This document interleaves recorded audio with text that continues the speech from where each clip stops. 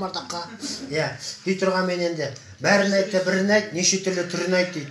Отырып айт, тұрып айт, ішіп айт, ішпей айт, ішіндегі ниетіңді айт дейді.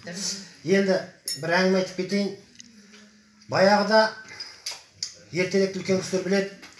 Мына кішкентай бұрында үй былай болды, ауылда кіріп келеді, екі комнат, мына жер зал, стандартты. Пеш, екі пеш. Бұрында былай болды, бір үйде 5 бала болса, 5 бала. Ана бас үйленеді ғой үлкені, артынан 4 ағат бәрін үйге ұстады. Таңғасы, бәрін ұстады ғой. Сонда былай болған. Үлкен үйленеді, мысалы ағасы үйленген, бір үйде 5 бала болған ғой. Сол үйленеді, Мақсұт ақан сияқты 5 баласы үйленіп, ең кенжесі үйленеді, Секош сияқты. Үйленіп, қаладан алған екен келінді. Келін ана балаға айтады дейді. Мында 5 қайнағамыз бар, 4 абысымыз бар, бізде бөлек шығайық деп. Сосын бала айтады дейді, мен оны шешпеймін, үйдегі әкеміз шешеді деп. Сосын келін айтады дейді, онда сен айт, анау айтады, мен айта алмаймын, сен өзің айт деп.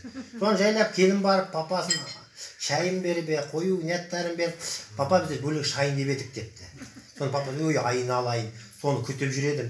Сен ойлама, сен менен сұрам, сен алда 5 келінде сұрам, жұмбағым бар деген. Соны шешсең, бөлек шығасың деген. Келін қуанып кеткен, о, айта ғой деп атасына. Айтқан ғой, 4 этаж, 1 балкон депті. Келін кетті бас айналып. Қайнағасынан сұрайды, абысынан сұрайды, көршінен сұрайды. Сөйтіп жүргенде жыл өтеді, дүниеге бала келеді. Келін әлі үмітін үзбейді, әлі сұрайды. 3 жыл болады, 4 жыл болады, 4 бала болады дегендей үйде тұра береді. Күндердің күнінде келін шаршайды ғой. Атасын айт дейді, ата мен қалатын болып жұмбақты айтшы дейді. Ой, айналайын, жұмбақты қалай білмейсің, оңай ғой деп. 4 этаж 1 балкон, мә шығасың деп.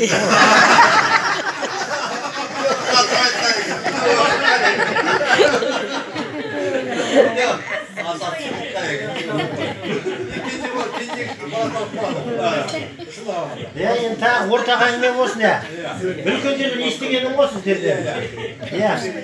Мына ертеректе тоже солай болған ғой, мына үйде ата әжесі болады, сосын бала үйленеді, немере болады ғой. Немере болады, ең бірінші немерені кім ұстайды? Ата мен әжесі ұстайды. Өскенше, аман болып өлмесе, келін алғанша өздері ұстайды ғой да. Жібермейді. Сол күндердің күнінде бір ата мен әже бая Мақсұт ақан Мәншүк апам сияқты ғой. Сол ана немересі үлкейіп, бала былай түсін, немере үйленіп тұр. Балағындай. Немере үйленеді, бала қаладан алады, бөлек шығу керек. Үйде тұрады, бір үйде. Кірген шыққан сайын ренжісе береді, сосын бір күні мамасы айтады дейді, келін